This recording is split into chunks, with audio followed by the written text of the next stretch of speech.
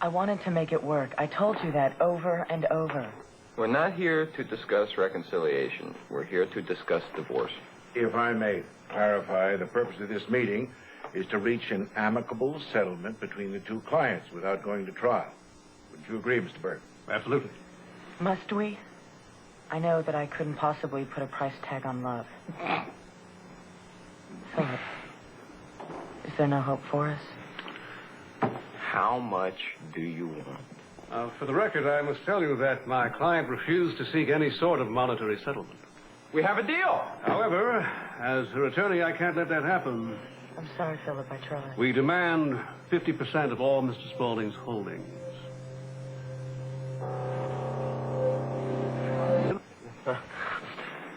50%.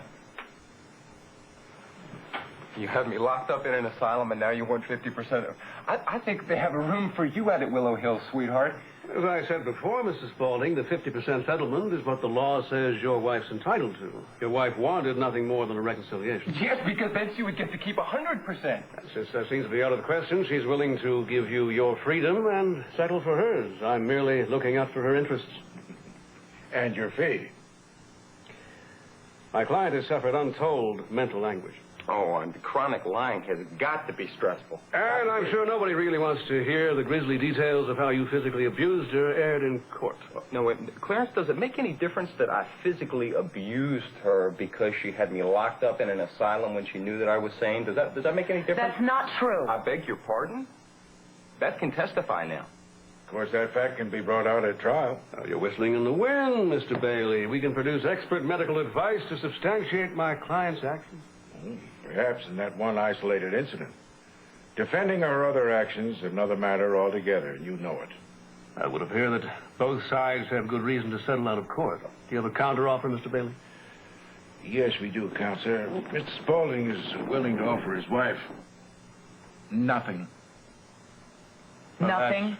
Outrageous. It's totally unacceptable. As has been your client's behavior throughout her entire marriage. Now, behavior of that kind cannot be condoned, let alone rewarded. That's your final offer? Yes, it is.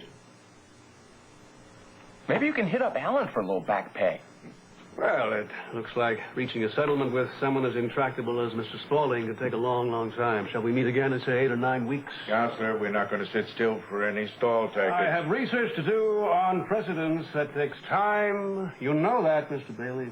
Well, I think we're ready to go and make criminal charges against your client for denying Mr. Spaulding his civil rights. And I think a civil case could be brought against Mrs. Spaulding for lying under oath. Excuse me? She broke her wedding vows. She promised to love, honor, and obey. She's done anything but that. I would have hoped you people would be reasonable. I can see that's not the case. Come, Mrs. Spaulding. We're wasting our time. No, I'd like to talk to my husband alone. Oh, that's out of the question. No, that's all right, Clarence.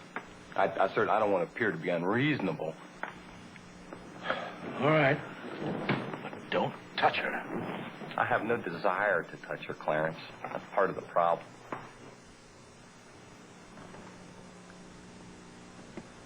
"50%.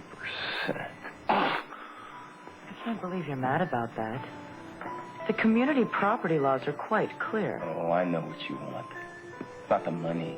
It's what the money is tied to. Let me tell you something.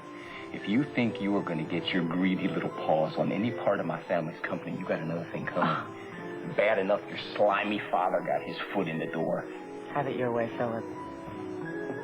But I think it's fair to warn you that this could go on for quite some time. Fine.